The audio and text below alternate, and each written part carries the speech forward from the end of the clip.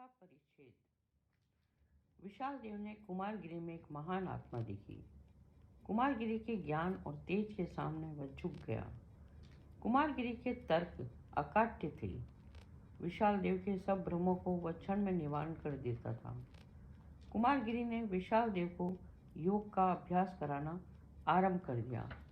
कुमारगिरी को योग्य शिष्य मिला और विशाल देव को योग्य गुरु। उस दिन कुमारगिरी विशाल देव को उपासना का महत्व बता रहे थे। उस समय सूर्यास्त हो चुका था। निर्जन में कुमारगिरी की कुटी का दीपक टिमटिमा रहा था। अचानक द्वार पर पद ध्वनि सुनाई दी और साथ ही किसी ने कहा, भूले हुए पथिक रात ही भर के लिए आश्रय चाहते हैं। कुमारगिरी ने उत्तर दिया, उनका स्वागत है। मेरी कुटी प्रत्येक भूले हुए प्राणी के लिए खुली है। और उत्तर पर कुमारगिरी स्वयं हंस पड़े। उसी समय एक स्त्री के साथ एक पुरुष ने कुटी को में प्रवेश किया। स्त्री को देखकर योगी कुमारगिरी चौंक उठे। उन्होंने पुरुष से कहा, अतिथि, तुमने मुझे पहले ही क्यों नहीं बताया कि तुम्हारे साथ एक स्त्री भी है? तुम्हें ज्ञान होना चाहिए कि यह उस योगी की कुटी है जो संसार छोड़ चुका है। पुरुष ने उत्तर दिया, भगवान, मुझे यह तो ज्ञात है कि यह एक योगी की कुटी है, पर यह नहीं सोचा था कि एक इंद्रिय जीत योगी को केवल रात्रि भर के लिए स्त्री को और उस स्त्री को जो एक पुरुष के साथ है आश्रय देने में संकोच होगा। इस उत्तर से कुमार गुर्गी तेज हो गए। उस समय तक स्त्री आसन पर बैठ गई थी और दीपक के मंद प्रकाश के सामने उसका मुख हो गया था। कुमारगिरी ने कहा, अतिथि, मैंने उस कुटी में स्त्री को आश्रय देने में संकोच किया था, वह केवल इसलिए कि स्त्री अंधकार है, मोह है, माया है और वासना है। ज्ञान के आलोकमय संसार में स्त्री का कोई स्थान नहीं, पर फिर भी तुम दोनों मेरे अतिथि हो, इसलिए तुम दोनों का अतिथि सत्कार करना मेरा कर्तव्य है। स्त्री अभी तक इस वार्तालाप को आश्चर्य तथा कौतूहल के साथ सुन रही थी। उसने कुमार के वाक्य समाप्त होने पर उनके सामने अपना मस्तक नमाकर कहा, प्रकाश पर लुब्ध पतंग को अंधकार का परिणाम है। वाक्य तीर की भांति पहना और घातक था। स्वर संगीत की भांति कोमल। सौंदर्य में कवित्व था, वासना की मस्ती में अहंकार। कुमारगिरी इस असाधारण स्त्री का असाधारण अभिवादन सुनकर चौंक से उठे। उन्होंने स्त्री की ओर ध्यान से देखा। स्त्री को देखकर वे चकित हो गए। अपने जीवन में उन्होंने इतनी सुंदर स्त्री न देखी थी। स्त्री के उस वाक्य का उत्तर देना उन्होंने उचित न समझा। पुरुष से उन्होंने कहा, अपने अतिथियों का परिचय पाने का मुझको अधिकार प्राप्त है। पुरुष ने उत्तर दिया, भगवान, इस दास का नाम बीजगुप्त है और वह पाटलिपुत्र का एक सामंत है और यह स्त्री पाटलिपुत्र की सर्व सुंदरी नर्तकी चित्रलेखा है। बीजगुप्त और चित्रलेखा। इस बार कुमारगिरी चित्रलेखा की ओर मुड़े। नर्तकी चित्रलेखा, तुम्हारे कवित्व की कर्कशता पर उन्माद का आवरण है। तुम्हारे विश्व को तुम्हारा सौंदर्य छिपाए हुए है। तुम मेरी अतिथि हो और तुमने मेरी अभ्यर्थना की है। आशीर्वाद देना मेरा धर्म है। भगवान तुम्हें सुमति प्रदान करे। चित्रलेखा हंस पड़ी। उसके मधुर हास्य में मन को लुब्ध कर देने वाला पराग था। योगी, सुमति के अर्थ में भेद होता है। अनुराग का सुख विराग का सुख है। प्रत्येक व्यक्ति अपने सिद्धांतों को निर्धारित करता है तथा उन पर विश्वास भी करता है। प्रत्येक मनुष्य अपने को ठीक मार्ग पर समझता है और उसके मतानुसार दूसरे सिद्धांत पर विश्वास करने वाला व्यक्ति गलत मार्ग पर है। अनुराग की दासी नर्तकी ने विराग के स्वामी योगी का सामना किया। क्रांति और शांति का मुकाबला था। जीवन और मुक्ति में होड़ थी। कुमारगिरी ने अविचलित भाव से उत्तर दिया, पर सत्य एक है, वास्तविकता का ज्ञान। मार्ग वही ठीक है जिससे शांति तथा सुख मिल सके। कुमारगिरी का स्वर गंभीर था। तपस्या का तेज नव युवक योगी के सुंदर वेश को आलोकित कर रहा था। कुमारगिरी की बड़ी बड़ी आंखों में शांति की ज्योति थी। योगी की आंखें नर्तकी की आंखों से एक क्षण के लिए मिल गई। वासना तपस्या के सामने कांप उठी। चित्रलेखा ने अनुभव किया कि जिस योगी के सामने वह बैठी हुई है वह उच्च कोटि का है। फिर भी उसने साहस के साथ कहा, शांति और सुख। शांति अकर्मण्यता का दूसरा नाम है और रहा सुख उसकी परिभाषा एक नहीं।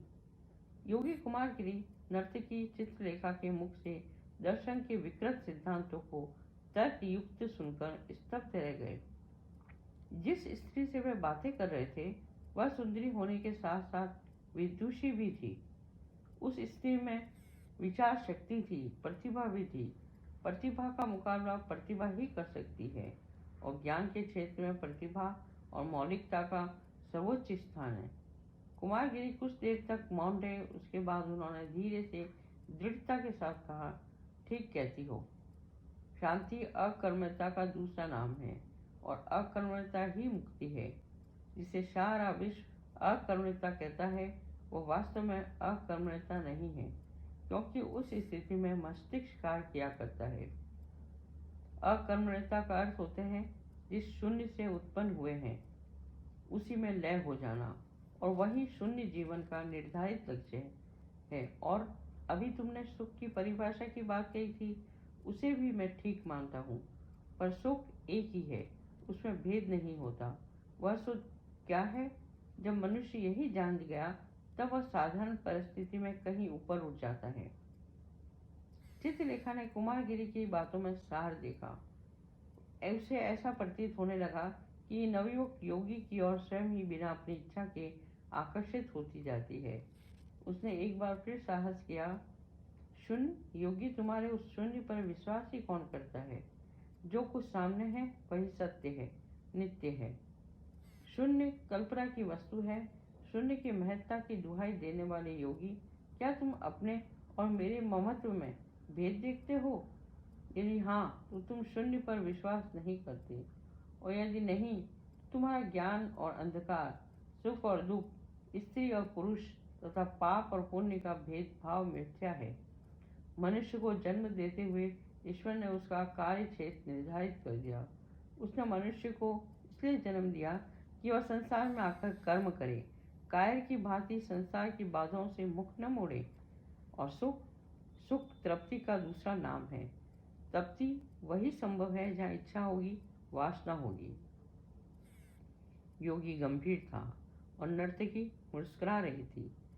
बीजगुप्त अपनी शिष्या अथवा अपनी जीवन संगिनी चित्रलेखा के मुख से अपने सिद्धांतों को तर्क पूर्वक सुनकर मन ही मन चित्रलेखा पर मुग्ध था, और विशाल देव नृत्य के ज्ञान से चकित। दोनों कुमारगिरी के उत्तर की प्रतीक्षा कर रहे थे। कुमारगिरी कुछ देर तक मौन भाव से बैठे रहे। फिर उन्होंने गंभीरता पूर्वक, ईश्वर और मनुष्य में कोई भेद नहीं। भेद केवल बाह्य है, सांसारिक है। माया और ब्रह्म के योग को ही ममत्व कहते हैं, और माया वास्तव में ब्रह्म का अंश होते हुए बाह्य दृष्टि से उससे पृथक है। ब्रह्म जब तक माया में लिप्त हो रहता है तब तक वह संसार के जाल में फंसा रहता है। माया को छोड़ देने के बाद वह स्वयं हो जाता है। तुम और मैं वास्तव में यहाँ कोई नहीं है, क्योंकि तुम भी ब्रह्मा का अंश हो और मैं भी। भेद केवल इतना है कि तुम माया मिश्रित ब्रह्म हो और मैं माया को छोड़ चुका हूँ। इसलिए मैं माया को जीवन से पृथक रखना चाहता हूँ, कहीं पीछे न चले जाना पड़े। और सुख कहते हैं कि तृप्ति को। यहाँ भी तुम भूलती हो। यदि तृप्ति ही संतोष का एकमात्र साधन हो सके तो वह सुख अवश्य है, पर कर्म जाल में फंसे हुए तृप्ति के साथ संतोष नहीं होता। ब्रह्म माया के संयोग से स्वयं को भूल जाता है और कर्म जाल में भटकने लगता है, पर जिस समय वह माया को छोड़ देता है और अपने को जान लेता है वह तप्त हो जाता है, और साथ ही उसे संतोष हो जाता है। दुखमय संसार को छोड़ देने को ही सुख कहते हैं। कुमारगिरी थोड़ी देर तक रुके, फिर चित्रलेखा के उत्तर देने का अवसर दिए बिना ही उन्होंने कहा, और याद रखना, तर्क का अंत नहीं होता। सत्य अनुभव की वस्तु है। अनुभव और विकास बिना इसके मनुष्य का ज्ञान प्राप्त करना असंभव है। इतना कहकर कुमारगिरी उठ खड़े हुए। रात्रि अधिक बीत रही है, विश्राम करना उचित होगा। चित्रलेखा को कुमारगिरी के इस उत्तर से संतोष न हुआ। कुमारगिरी भी यही अनुभव कर रहा था, पर साथ साथ कुमारगिरी के व्यक्तित्व ने चित्रलेखा को अपनी ओर आकर्षित कर लिया। योगी ने नर्तकी में ज्ञान देखा और नर्तकी ने योगी में सौंदर्य। एक विचित्र बात थी, दोनों एक दूसरे से संतुष्ट न थे, पर प्रभावित अवश्य थे। दोनों ने एक दूसरे में आकर्षण देखा, योगी ने ज्ञान का और नर्तकी ने सौंदर्य का।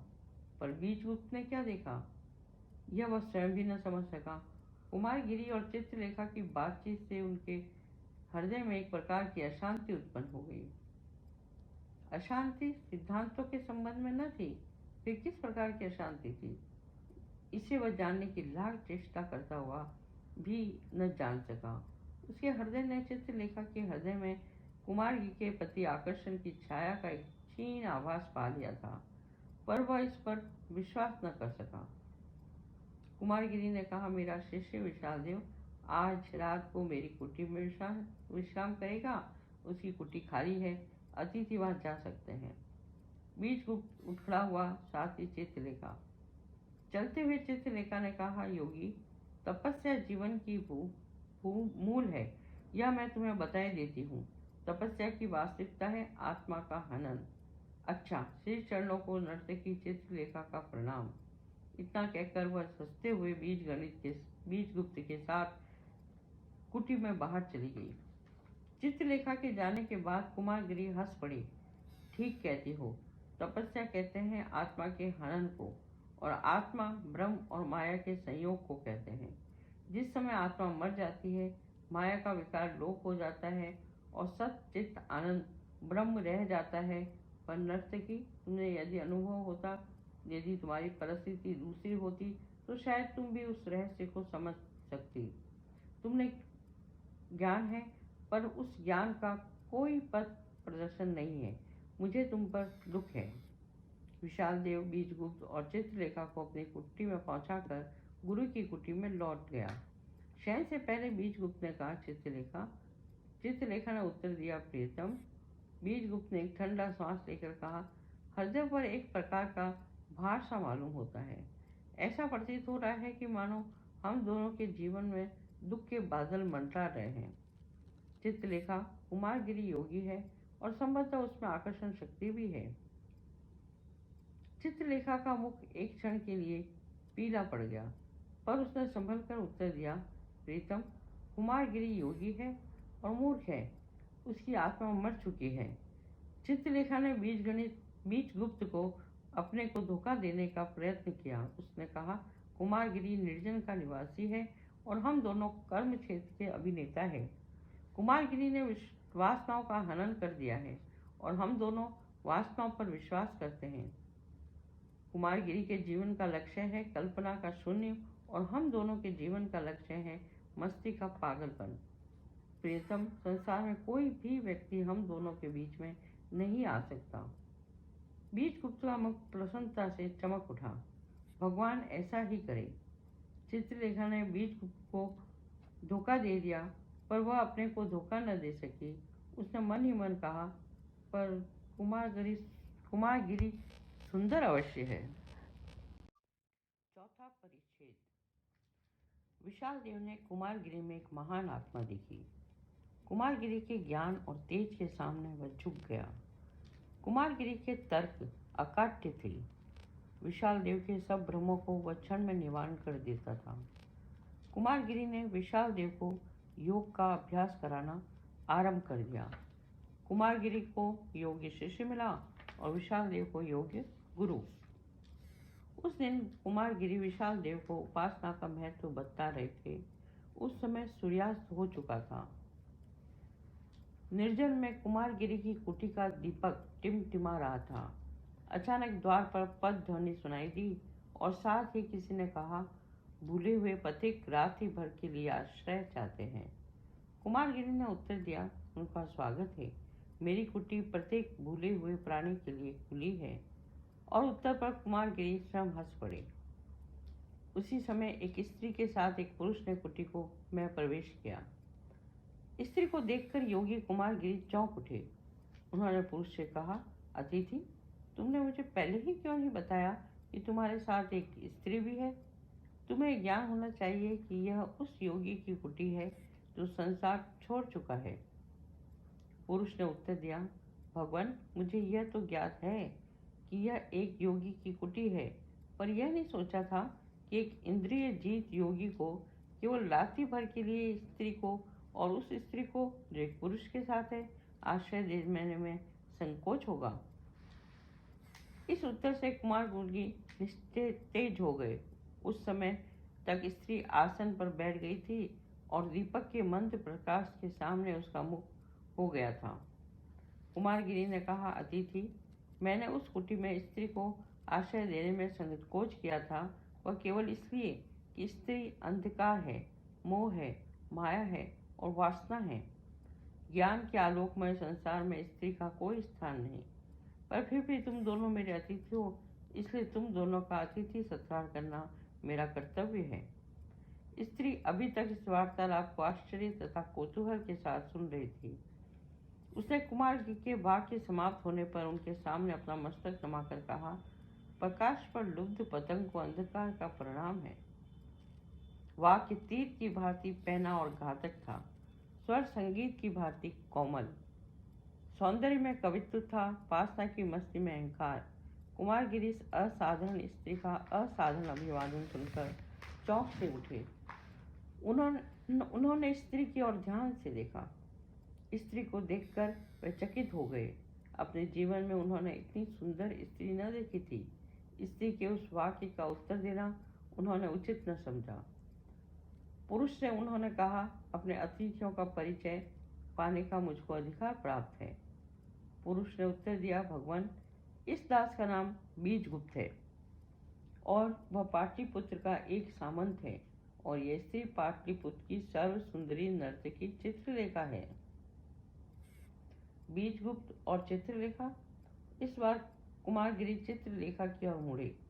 नर्तकी चित्रलेखा, तुम्हारे कवित्व की कर्कशता पर उन्माद का आवरण है। तुम्हारे विश्व को तुम्हारा सौंदर्य छिपाए हुए है। तुम मेरी अतिथि हो और तुमने मेरी अभ्यर्थना की है। आशीर्वाद देना मेरा धर्म है। भगवान तुम्हें सुमति प्रदान करे। चित्रलेखा हंस पड़ी। उसके मधुर हास्य में मन को लुब्ध कर देने वाला पराग था। योगी, सुमति के अर्थ में भेद होता है। अनुराग का सुख विराग का सुख है। प्रत्येक व्यक्ति अपने सिद्धांतों को निर्धारित करता है तथा उन पर विश्वास भी करता है। प्रत्येक मनुष्य अपने को ठीक मार्ग पर समझता है और उसके मतानुसार दूसरे सिद्धांत पर विश्वास करने वाला व्यक्ति गलत मार्ग पर है। अनुराग की दासी नर्तकी ने विराग के स्वामी योगी का सामना किया। क्रांति और शांति का मुकाबला था। जीवन और मुक्ति में होड़ थी।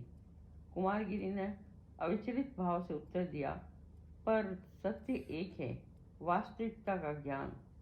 मार्ग वही ठीक है जिससे शांति तथा सुख मिल सके। कुमारगिरी का स्वर गंभीर था। तपस्या का तेज नव युवक योगी के सुंदर वेश को आलोकित कर रहा था। कुमारगिरी की बड़ी बड़ी आंखों में शांति की ज्योति थी। योगी की आंखें नर्तकी की आंखों से एक क्षण के लिए मिल गई। वासना तपस्या के सामने कांप उठी।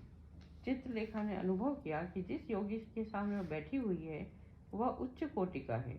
फिर भी उसने साहस के साथ कहा, शांति और सुख।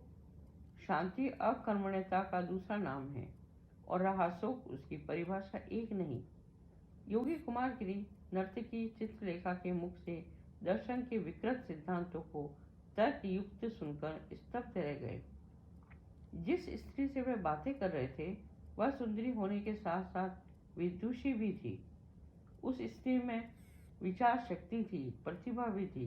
प्रतिभा का मुकाबला प्रतिभा ही कर सकती है और ज्ञान के क्षेत्र में प्रतिभा और मौलिकता का सर्वोच्च स्थान है। कुमारगिरी कुछ देर तक मौन रहे। उसके बाद उन्होंने धीरे से दृढ़ता के साथ कहा, ठीक कहती हो। शांति अकर्मण्यता का दूसरा नाम है और अकर्मण्यता ही मुक्ति है। जिसे सारा विश्व अकर्मण्यता कहता है वो वास्तव में अकर्मण्यता नहीं है, क्योंकि उस स्थिति में मस्तिष्क कार्य किया करता है। अकर्मण्यता का अर्थ होते हैं जिस शून्य से उत्पन्न हुए हैं उसी में लय हो जाना, और वही शून्य जीवन का निर्धारित लक्ष्य है। और अभी तुमने सुख की परिभाषा की बात कही थी, उसे भी मैं ठीक मानता हूँ, पर सुख एक ही है, उसमें भेद नहीं होता। वह सुख क्या है?